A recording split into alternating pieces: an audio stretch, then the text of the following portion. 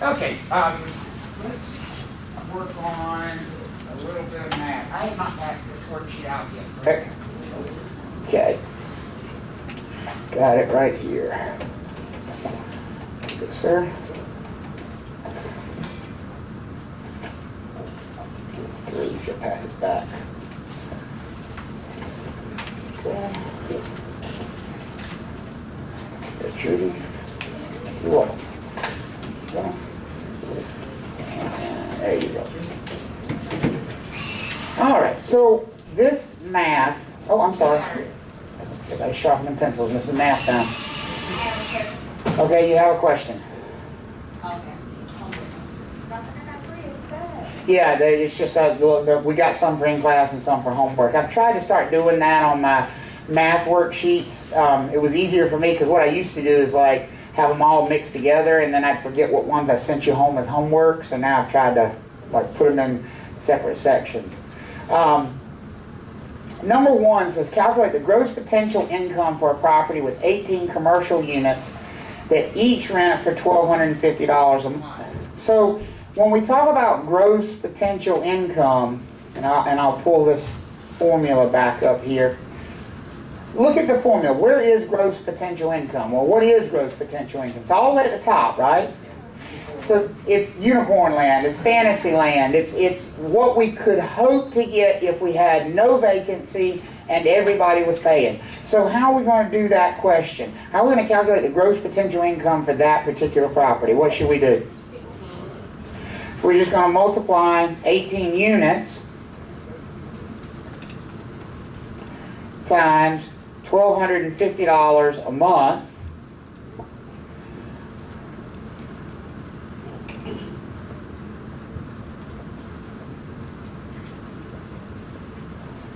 is $22,500. Does everybody agree with that? But that's monthly. And everything in this formula is what? Annual. So what do we need to do? Times 12. Because gross potential income is going to be an annual number. So times 12, we have a gross potential income of $270,000.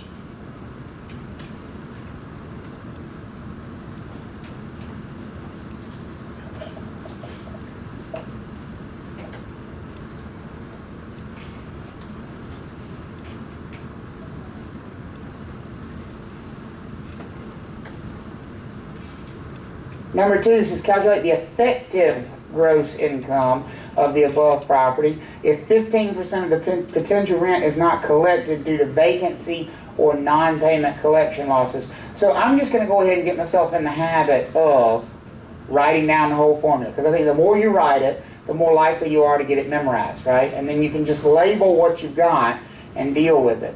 So here's what I know. Where do we start at? What's the top line of the formula? Yeah. Gross potential income, right? And then we subtract what? Any vacancy and losses. And what does that give us? That equals what? Gross effective, or effective gross, whichever way you want to say it. Does that make sense for everybody? And then from there, what do we subtract? If we look at the formula, what comes next? Operating expenses would come out. So minus operating expenses.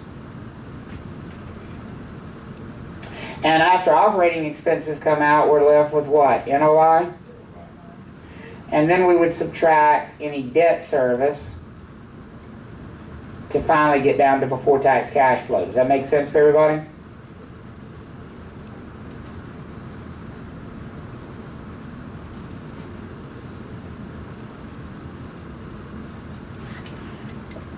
Move this down so I got it right here.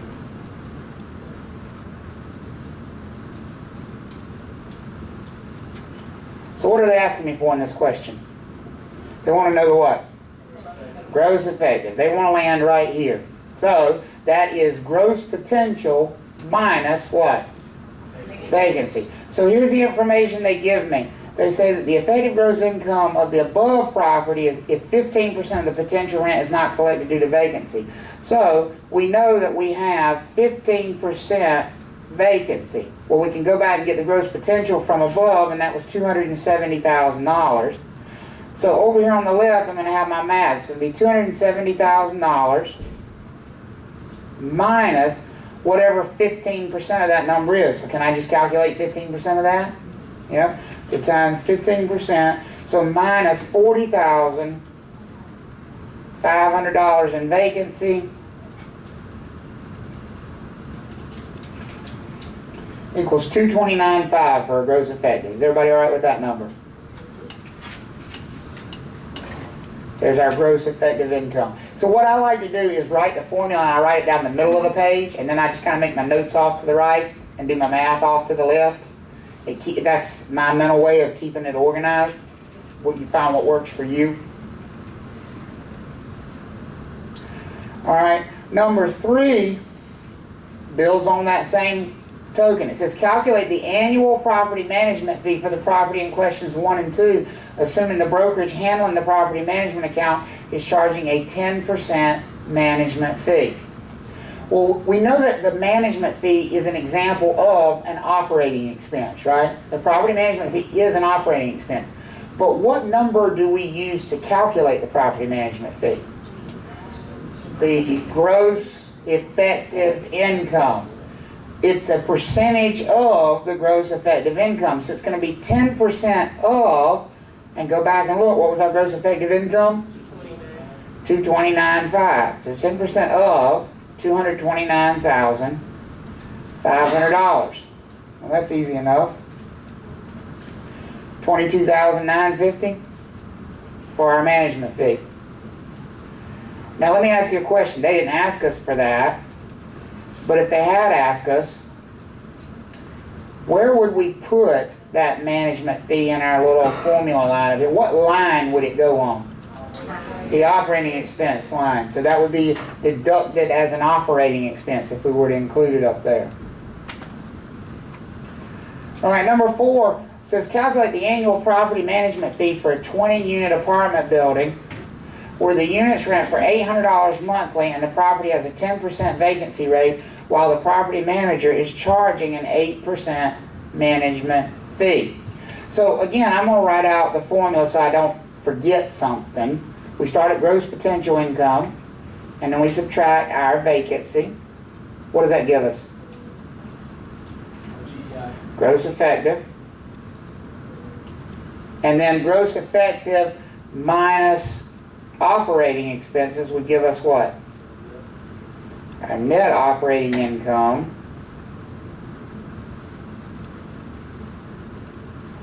And then net operating income minus debt service would give us before tax cash flow, right?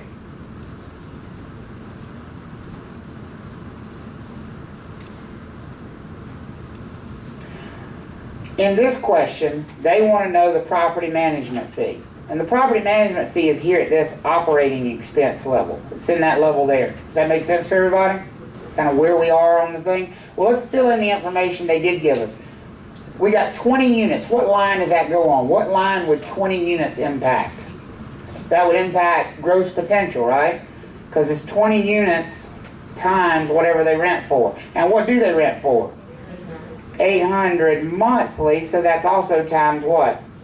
Times 12. There's our line for our gross potential income. And a 10% vacancy rate, so I'll just make a note of that, 10%.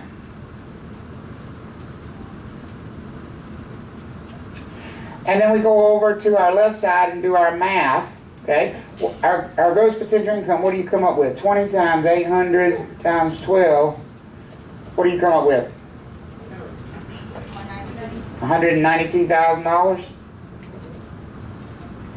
And then we're losing 10% of that, so minus $19,200 would give us a gross effective income of $172,800.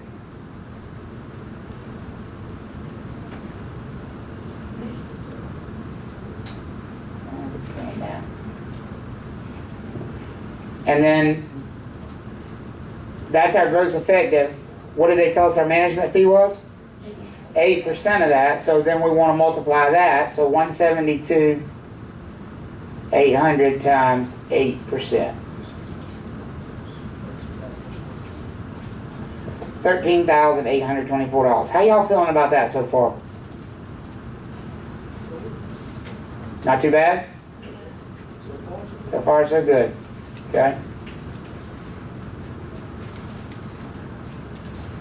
Alrighty then.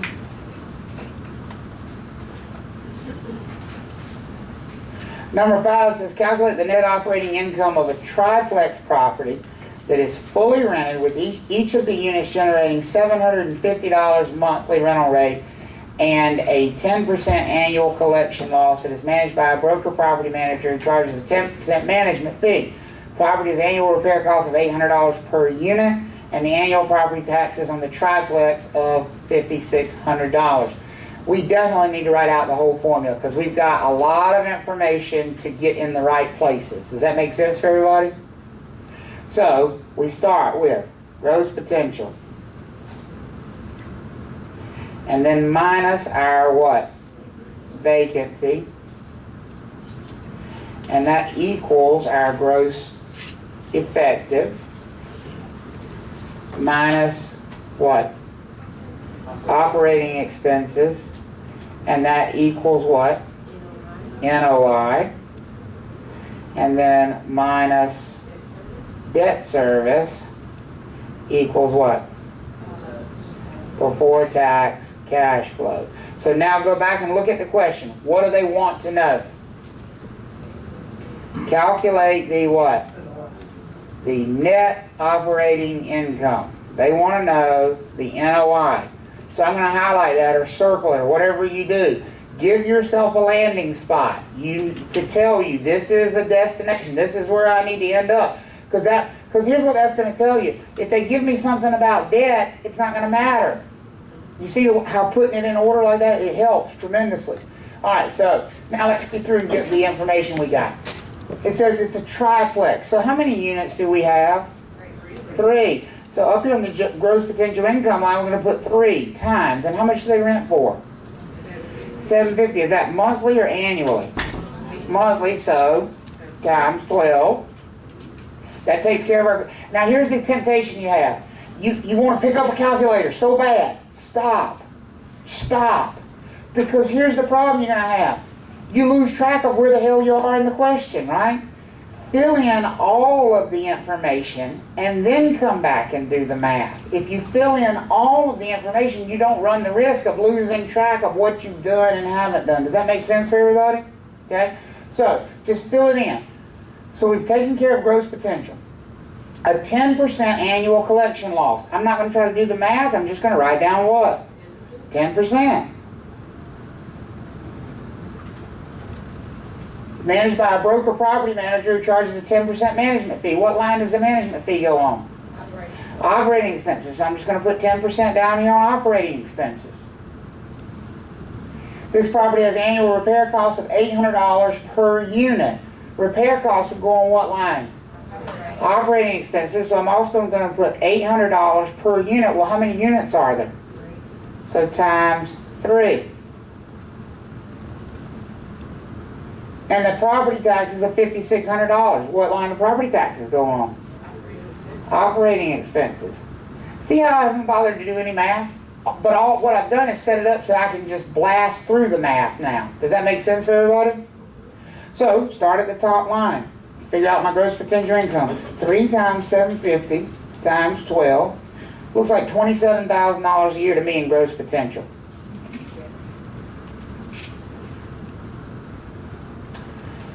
Now, we want to subtract our vacancy, which is 10% of that number, so minus 2,700. Is everybody all right with that?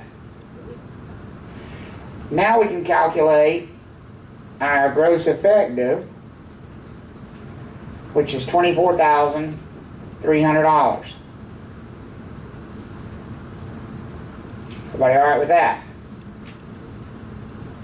So now we got a bunch of operating expenses we need to subtract out. We need to subtract the 10% management fee. 10% of what number? The gross effective. Good, good. So it's $2,430, right? So minus $2,430 for the operating or for the management fee, right? Because that's 10%. Everybody all right with that, where that number comes from? Okay. What other operating expenses do we have? 800 times 3, so $2,400 in maintenance, right? So that's minus another $2,400. And then we also have to subtract out those $5,600 in taxes. What you're going to find is that the operating expenses are going to by far have the most information on them, because there's usually a lot of operating expenses. Now I can calculate my NOI, right?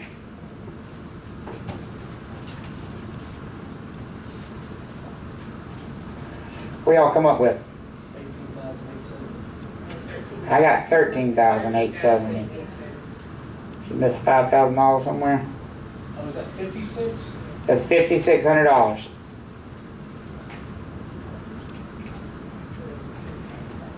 That's the annual property taxes. I saw it. Yeah. Oh, because I didn't have the dollar sign over there? Is that why? $5,600. $13,870 is our NOI, and that's what they were asking us for, right? Does that make sense for everybody? See, when you get it lined up and you get the formula memorized and you write the formula down, the math becomes very straightforward with it. This is just like commission split math is more of a vocabulary test than a math question. This is more of a have you memorize this formula than can you do the math. Because anybody can do the math, it's just multiplication and subtraction. All right, number 6 is what's the net operating income of a property with the following characteristics. So what we're going to do first? Write down our what? Write down our formula. So we start with GPI, and then we subtract vacancy, and that gives us what? Gross effective.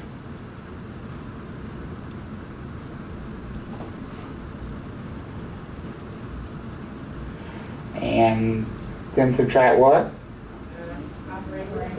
Operating expenses. And that will give us NOI. And then we would subtract what? Minus debt. And that would finally leave us with before tax cash flow. Now we're ready to work. What are they asking us for? Where's our stopping point? So highlight your stopping point or circle it or give yourself a target. We're going right there. NOI and no further. Gross potential income of $487,000. Well, I like that. I don't have to do any math, right? Right. $487,000. I'm just making notes for myself. Vacancy and collection losses of $6,480 per month. So what's going on my vacancy line? 6480 times 12, because that's monthly vacancy. Property management fee of 10% of the gross effective. What line does the property management fee go on? Operating expenses. So I'm just going to put 10% down here, make a note for myself. Monthly maintenance fees of $3,600. What line does that go on? That's an operating expense, so we're going to put $3,600 times what? Times 12, because it's a monthly maintenance expense. Debt service payments of $21,500. So I come way down here to debt service, but $21,500 times what? 12, because it's monthly. And then property taxes of $38,950 annually. What line does that go on? Operating expenses. $38,950. Have we got everything put in place? Yes. Once you do that, do you see something that we're going to ignore? The debt service. But see, it's so much easier to see you need to ignore it. Rather than trying to memorize the debt service is not going to matter in net operating income, it's so much easier just to write the formula out, because now you see, well, if I want to end up here, then anything past that doesn't matter. I'm going to ignore it. Does that make sense for everybody? Okay? So, let's work on our math. My gross potential, we already know, is $487,000, so I just bring that over. I do need to calculate my vacancy, though, And that's $6,480 times 12 months a year.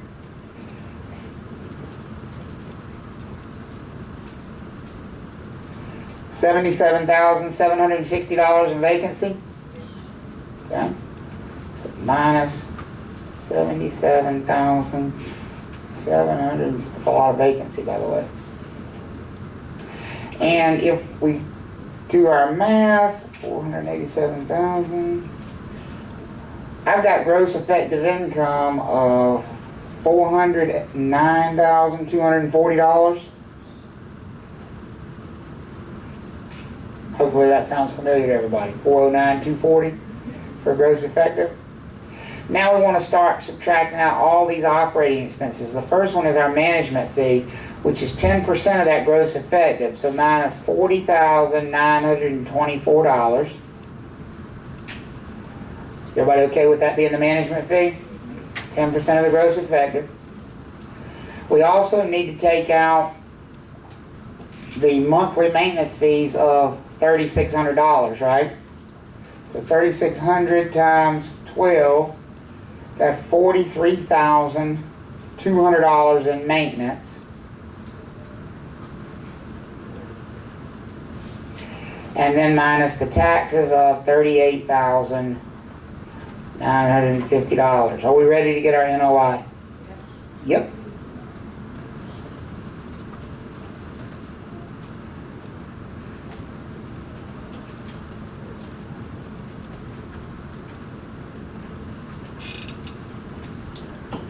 What do you come up with for an NOI? 286, 166 is our net operating income.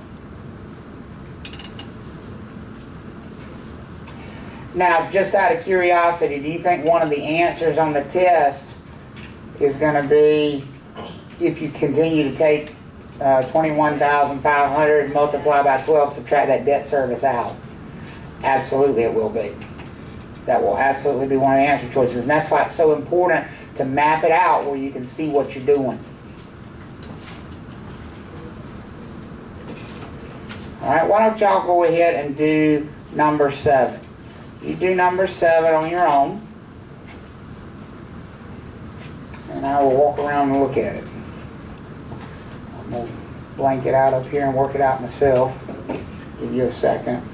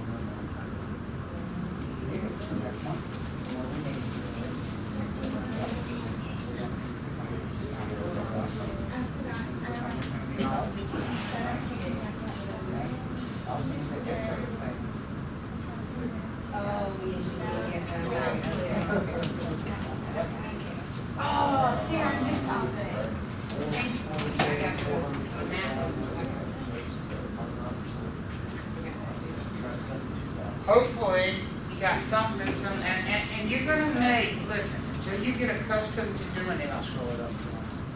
Until you get accustomed to doing these, you're going to make some careless mistakes along the way. What I'm more like, not multiplying times 12.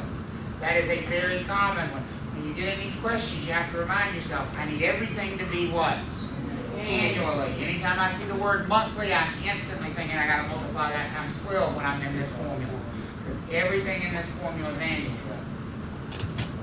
When I wrote my formula out, I filled in all the information. They told me I had 100 units. That goes on my gross potential income line, right?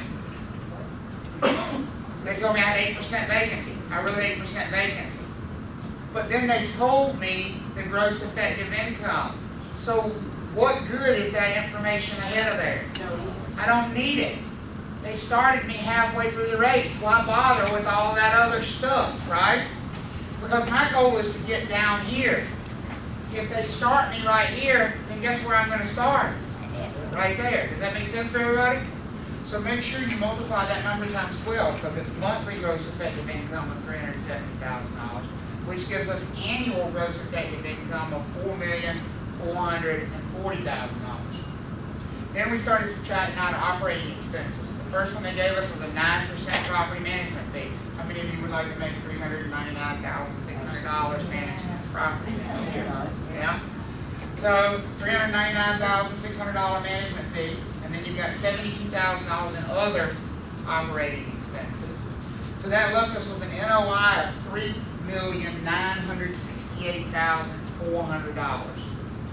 If I saw a mistake along the way, for most of you, it was either multiplying the gross effective income times 12 or in just a keying mistake. Some of you just got intimidated with a big number. Like you're like freaked out. Like it can't be that big. Yes, it could.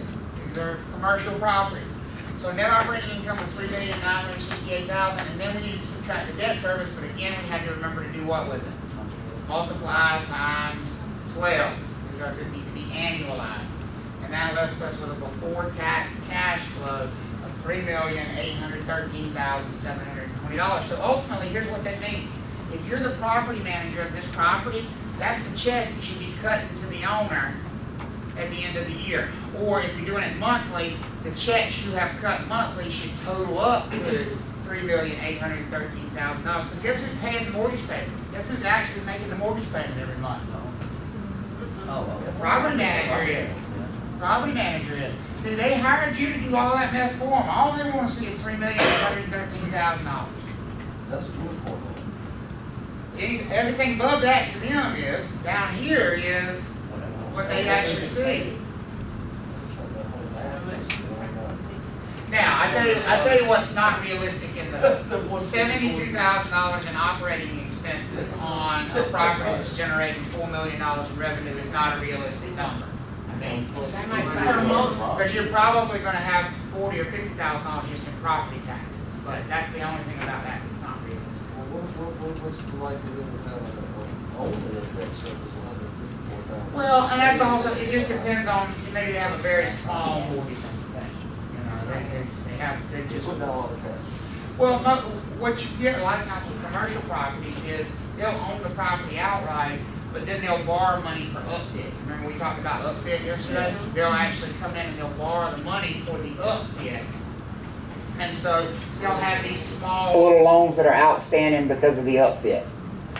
Okay? Is this making sense to you guys? Okay? The big thing here is fill in the formula. Don't get lazy. I love you to death, but if you don't write out the formula on this, I have zero sympathy for you when you miss them, because the number one reason people miss these questions is getting lazy with them, is not writing the full thing out and filling it in. You're not smart enough to start jumbling all these numbers together. And I can tell you from experience, I used to do the same thing, and I caught myself about half the time I was making a silly mistake. So taking the time to write the formula out and fill it in will make all the difference in the world. It really will. There's no shortcutting it. Unless you want to fail. Then shortcut away.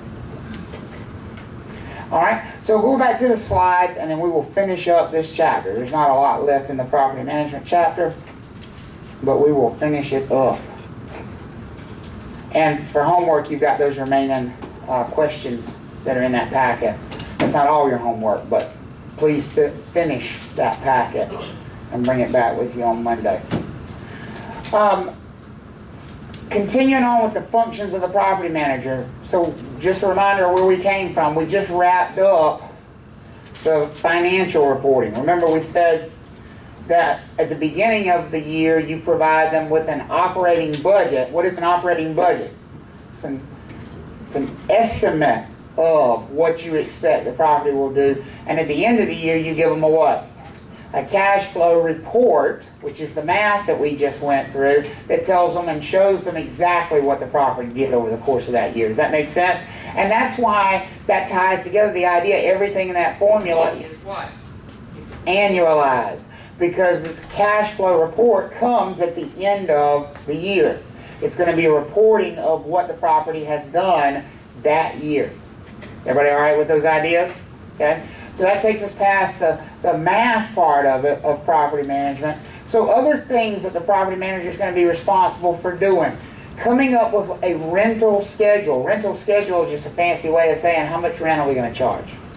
Establishing the rental amount is a major function of the property manager. Now on tests, they like to ask you questions about how should you go about establishing your rental rates.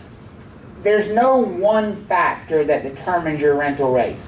There's several factors. These four things all have to be weighed evenly when it comes to establishing rental rates.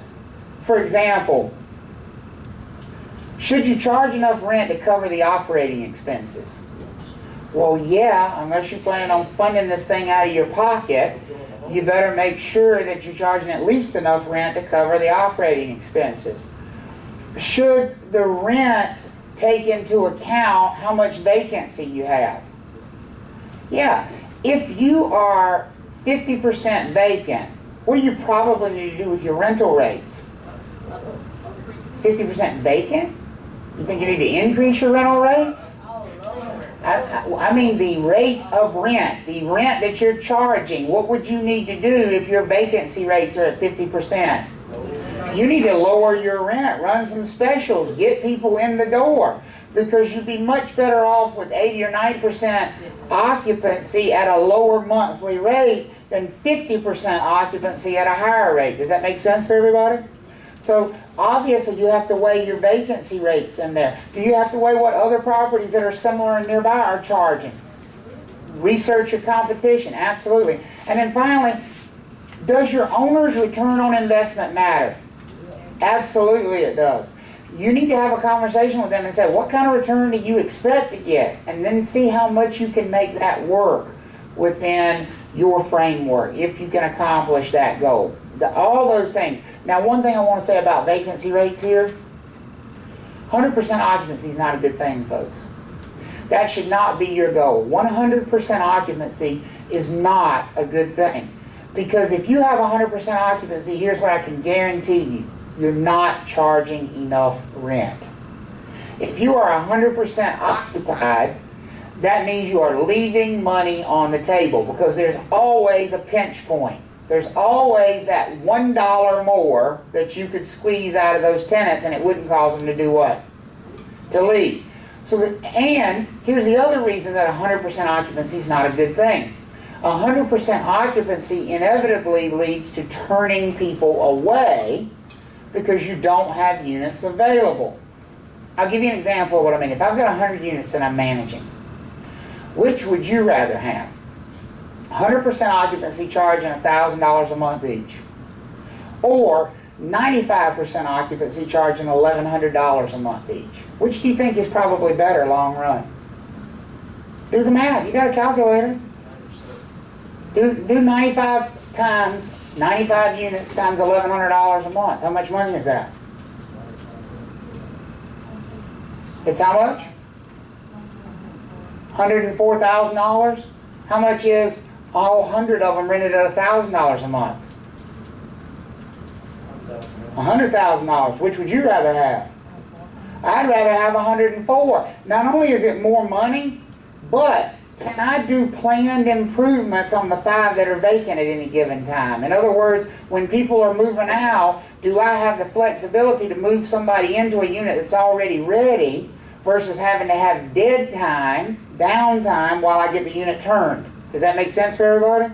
So if you got 100% occupancy, now, this rule only applies if you're managing a lot of units. If you got 2 units, if the choice is 100% occupancy or 50% occupancy, obviously we want 100% occupancy. Does that make sense? But once you get up into hundreds of units, your goal shouldn't be 100% occupancy. You should be somewhere around 90%. 90 to 95% is perfect for a big property. All right? Everybody good on these things that should go into setting rental rates? Other things property manager is responsible for: marketing, choosing tenants, we talked about already. Collecting rent, that's probably the biggest single task that a property manager has. Collect the rent. That's why they hired you. They don't want to do it. Maintaining the property. Go to court in the landlord's place. Filing for those summary ejectment proceedings. All that fun stuff. And then all the accounting and record keeping. Would that include a trust account? Yes, especially if you're holding what kind of deposits? Security deposits. Because what did we learn yesterday about the Tenant Security Deposit Act? If you're holding tenant security deposits in North Carolina, where do they have to be held? In a trust account. That means you're going to be managing a trust account. And if you're a property manager, if you think about the rules we've talked about before, any money that touches your hands that does not belong to you must go into what? A trust account. So, is rent money that touches your hands that does not belong to you as a real estate broker? Yes. So where would that also have to go? Into the trust account. So you can't collect the rent and just go deposit it directly in the owner's account. It has to be actually payable to your trust account, deposited in your trust account, and it's got to sit in there long enough to make sure it's clear, and then you have to disperse the rent to the property owner. Yes, sir? She said the trust account where, maybe a high interest earning account where you would do it. You can. You can have an interest-bearing trust account. You just created a lot more work for yourself, though. So you're going to have to weigh out, is it worth it? Because what you can't do is earn compound interest. You've got to take the interest earnings out monthly, which means you've got to document that monthly. So that 78 cents in interest you earned this month, you've got to put a documentation in your trust account file, and you've got to remove it. You've got to write yourself a check for 72 cents and document that check. Now, here's the thing. I make the joke about 72 cents. But if you're managing 150 properties and you've got $200,000 sitting in your trust account, is it probably worthwhile to have it be an interest-bearing trust account? Yes, because even the monthly interest on $200,000, or how about if you're managing a commercial property division and you got $5 million in your trust account, would it be worthwhile to have that be an interest-bearing trust account? Yeah. Absolutely it would. So you have to weigh out. See, I never had mine be interest-bearing because I looked and did the math of it, and even in the best of times, I'd have been earning like $18 a month in interest, and for me, it wasn't worth the paperwork documentation of having to deal with it. Right. I mean, it was an extra check I had to write every month. It was an extra piece of documentation that I had to file every month, and I just wasn't, for me, it wasn't worth the $15 to $18 a month. But I certainly understand why, these mega management companies would have interest-bearing trust accounts. What were you saying? $216 a year, she said. I'm just saying. Well, and that's why I said you got to decide if it's worth it for you. But it is entirely allowable to have it be interest-bearing. What's not allowed is having what they call compound interest. So every month you have to remove the interest. You can't let it sit there and earn interest on interest on interest. It doesn't work. Because that would be called commingling. There's a term for you. Commingling is mixing your money with your client's money. Since the interest belongs to you, it has to come out every month. It can't sit there with your client's money. That would be called commingling. We are only allowed to keep, on an ongoing basis, up to $100 in our trust accounts of our own money. $100 of our own money. And thank God we're allowed to do that. That used to not be the case. It used to be zero. Well, that's a nightmare. Because what if the bank charges you $12 for an account maintenance fee? Whose money did they take? They took my client's money. If the only money in the account is the client's money and the bank, and they don't tell you when they're going to do that, right? Bank of America, they'll just pull $12.50 out just because they want to, right?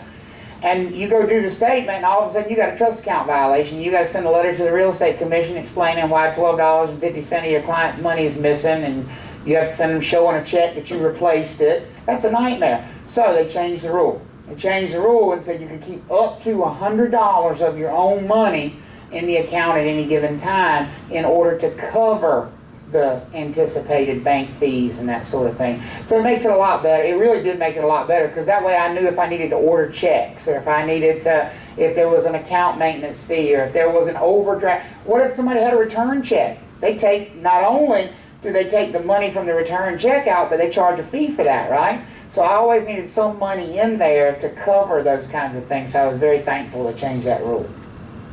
But anything over 100 would be considered commingling. Now, you don't need separate trust accounts for separate things. Can you keep the tenant security deposit in the same trust account with rent? You can. I'm not going to say that's a good business practice. I never did. Here's the way I view the tenant security deposits. Put it away and forget about it. Because if you leave it in that account that you're going into every month and putting rent and taking money out and putting rent and taking money out, remember, it's not just rent that's going in there and coming out every month. All your maintenance is happening out of that account too. Here's what the tendency is.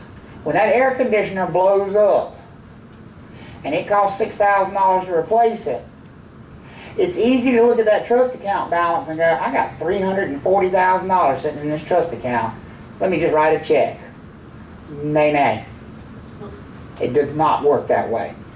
Because the only way you can write that check for $6,000 out of that trust account is if you're holding $6,000 of that property owner's money in the trust account.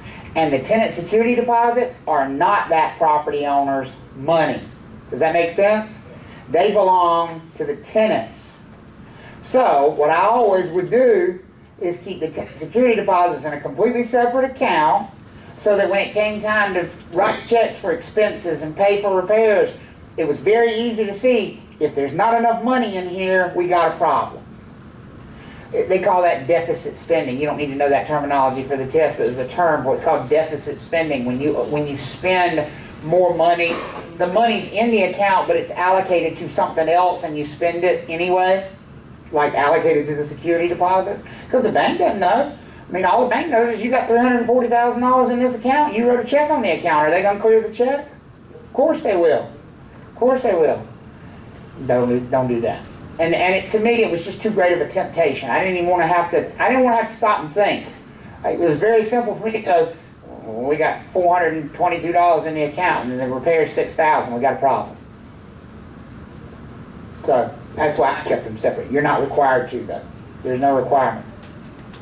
Types of maintenance you might see on the test, different types of maintenance. Maintenance comes in a couple of different varieties, actually 3 varieties. Preventative is the most cost-effective type of maintenance. Preventative maintenance is done to prevent having a problem. It's done before the problem comes into existence. We do preventative maintenance up front. Does that make sense for everybody? This is by far the property manager's best friend, because this will save money long term. We also could have corrective maintenance or repairs. That is fixing something. This is inevitably more expensive than preventative maintenance is, because when you think about corrective maintenance, it's always an emergency, or at least almost always an emergency. It's broken. It's not working, the tenant needs it working right away, so you have to get somebody over there right now, which is inevitably much more expensive. If you, especially if you're managing a bunch of properties, can do preventative maintenance, you could schedule somebody to come and spend a week at your properties, and they could go around and do everything and get a much better rate than having them come out and fix that one thing that's broken right now. So you try to stick to preventative as much as you can. And then deferred maintenance. Those are things that you are actively not doing. You're putting them off. Now remember, deferred maintenance can't be in some things. Could heat be deferred maintenance? No. Because the Residential Rental Agreements Act requires that if it's residential property, you got to have a fit and habitable condition. You remember that? That warranty of habitability? Is that only for certain months? Like, so if they complain about it in June, Yeah, if they complain about it in June, you don't have to fix it imminently, because what the requirement says is just heat, right? What the requirement says is it has to maintain 65 degrees. Well, if it's 95 outside and they complain about being cold, I tell them to open the window, right? I think it was 65 degrees between November and February. No, it just says it has to be able to maintain 65 degrees no matter what, of heat, not cooling, 65 degrees. When did I read that, November and February? I'm not sure. But 65 degrees, that's all you need to remember about it, 65 degrees. So you're right, if they complain about it in June, well, obviously you don't need heat to maintain 65 degrees in June. Now, here's the other thing you need to remember though about residential property management. Just because the law doesn't require the house to have air conditioning doesn't mean you don't have to fix the air conditioning if it breaks. Because when you lease a property to somebody, you are leasing it to them in its condition at the time of the lease. So if the house has functioning air conditioning when you lease it to them, guess what you have to maintain while they stay there? Functioning air conditioning. This is one of the reasons I used to have conversations all the time with my property owners, and I would come in and the refrigerator would be sitting there in the kitchen, or the washer and dryer would be in the laundry room, and I'd say, what do you want to do about the refrigerator? They said, well, we're just going to leave it here. I said, no. That's the wrong answer. Because if we leave it here and we provide them a refrigerator, and that refrigerator breaks, we're responsible for what? For repairing it. And they said, well, I don't want the refrigerator. I said, fine, there's no problem with that. Because here's what we're going to do. We're going to unplug it, and we're going to put a sign on the front of it. I'm going to take a picture of that sign when the tenant moves in. That sign says, the refrigerator was left here for your convenience. It is not part of the property. It is not part of the lease. We will not maintain it. Feel free to use it if you would like. Because that way, when it breaks, what do we say? Go get yourself another one. We're not responsible for it. Because if we provide them a refrigerator, we have to maintain it. Does that make sense for you guys? So you're putting yourself on the hook for more things. So I've had people say, well, I don't have to fix the air conditioning because the law says it only has to have heat. Wrong. If it had air conditioning when they rented it, you have to maintain the air conditioning. Now, if they rented it when the air conditioning was already broken, you don't have to maintain it. But my guess is that's probably not the case for most people. Yes, sir, Sam. Do you go by what's on the lease or what's in the unit when you... What's in the property? What's in the property? So if the lease says washer, dryer, refrigerator, stove and dishwasher obviously are not included in, they're not shown in the lease, that's still included. It's still included because it's part of the property when it was there. That's exactly right. It's what the property was equipped with when it was there. I mean, I went through this years ago. We had a tenant, I took over some property management accounts, and we had a tenant that was in a big house, and it had like a, out on the sunroom, it had like a secondary kitchen almost. It was like a little small refrigerator under the counter with an ice maker and all that stuff. And the ice maker broke, and they wanted it fixed. And I told the landlord, I said, I need to get somebody out there to fix the ice maker. I'm not fixing that. They got the ice maker in the kitchen. I said, we don't have a choice but to fix it. And he said, no, it's not. Where does the law say I have to give them 2 ice makers? I said, the law doesn't say you have to give them 2 ice makers, but you did give them 2 ice makers. When they rented the house, you gave them 2 ice makers. As a matter of fact, I have a copy right here of the flyer y'all had when you leased the house, and it says right here, second kitchen and sunroom with refrigerator and ice maker. So you leased them a house that had a second kitchen with a refrigerator and ice maker. So guess what we have to maintain? A second refrigerator with an ice maker. He said, well, I don't want to do that. I said, then we'll fix that the next lease. But as long as this lease is in effect, you've got to maintain it. Does that make sense for everybody? So that's really how that goes when it comes to maintenance on residential property anyway. This is just a note again about what employees, salaried employees of brokers can't do. And we've already had that discussion with the Real Estate Commission rules. They can do most anything that their employing broker can do. What's the exception? They can't do what? They can't negotiate anything. So no negotiation, no solicitation, no trying to get clients, no negotiating with tenants about how much the rent is going to be or how much we can, take off of the rent. None of that. And know what? One more thing. Can't show what kind of property. Property that's for sale. So if they work for a property manager, can they show that property manager's rental listings? Yes, they can. Can they collect rent from those tenants? Yes. Can they schedule maintenance for those tenants? Absolutely, they can do all of those things, but they can't negotiate with the tenant. If the tenant comes in and says, "Well, yeah, I'd like to renew my lease, but you said it was going to be $1,300 a month. I only want to pay $1,250." What does that employee have to do at that point in time? Turn it over to who? To the property manager, who's going to be a licensed, non-provisional broker. That makes sense for everybody? Okay. Last thing in this chapter deals with the Americans with Disabilities Act. And we've already mentioned it one time previously, but it's worth mentioning here again in the property management section. The Americans with Disabilities Act applies to any property that's open to the public. So any facility that is available for public use. So that would be restaurants, that would be shopping centers, that would be office buildings, that would be apartment complexes. Any of those properties, if you end up managing them, you need to understand the ADA. And the ADA is very simple. It says because this is a public facility, you need to provide access to all of the public, regardless of disability. And so that means that you as a property manager have to make either accommodations or modifications. You need to know the definition of these two. An accommodation is a change in your operating procedures. It's you changing the way you do business to make the property more accessible for somebody with a disability. Here's an example of an accommodation.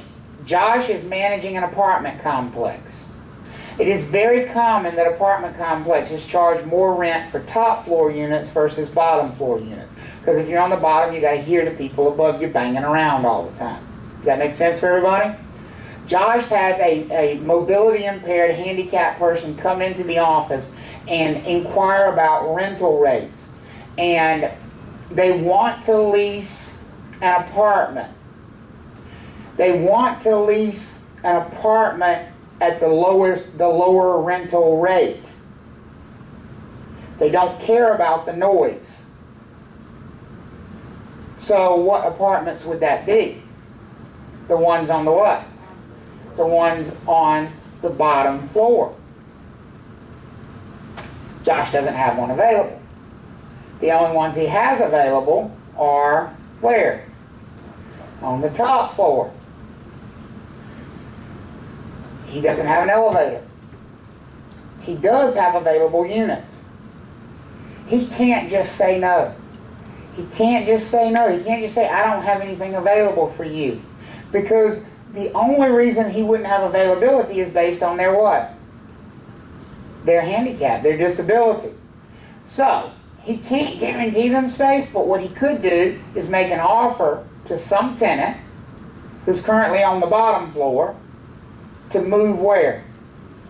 To the top floor at the lower rate. He could go to one of the tenants and say, we will let you move upstairs if you'd like, and you can pay the same rate you're paying downstairs, so that he could make that lower level unit available for the handicapped person. Does that make sense for everybody? He hasn't changed anything about the property. That's an accommodation. He has changed his operating procedure to accommodate someone. Yes? Are there criteria for deciding who he asks? Because it seems like it would be considered unfair by other tenants not to be asked. There's no criteria. If I were him, what I'd probably do is send out, I would send out a flyer or an email to all of them and say first come, first serve. We have somebody who requires, I wouldn't say because of a disability, I would just say we have someone who requires a lower level unit. Currently we only have upstairs units available. So first come, first serve. The first person who expresses interest in moving from your lower level unit to an upper floor unit, and you could do so this month, we will give you that unit for the remainder of your lease period at the same rate as the first floor unit. And you'll have somebody that'll volunteer. Somebody will want to do it, especially somebody who's living beneath somebody that can't stand right now. Okay? That's an accommodation. A modification would be changing the property. What kind of modification could Josh make? And he's probably not going to do this because it'd be hellaciously expensive. He could put an elevator in. Put an elevator in. Well, he could theoretically put a ramp in, but it'd be a heck of a ramp, you know. I don't know that it would be cheaper than an elevator because there are maximum inclines on that thing, so it would be a very large ramp. So, 1 inch per foot, there you go. Is that what it is, 1 inch per foot? So if it was 15 feet off the ground, the ramp would have to be 15 feet out from the building. Yeah, right. Or back and forth, right? Switchback type ramps. So it'd probably be cheaper to do an elevator at that point, you know, especially just a single occupant elevator. So, but that would be an example of a modification. Does that make sense for everybody? Okay, so it's always important to understand the ADA. We will talk about the fair housing rules when we get to the fair housing chapter, because property managers who are managing residential property also need to worry about fair housing law, but we'll just kind of leave it later in the property management chapter. And that's it for chapter 12. Okay? So, let's do this. Let's go ahead and take your lunch break. Why don't you come back at 12:40, and we will cover real estate investment, which is chapter 13.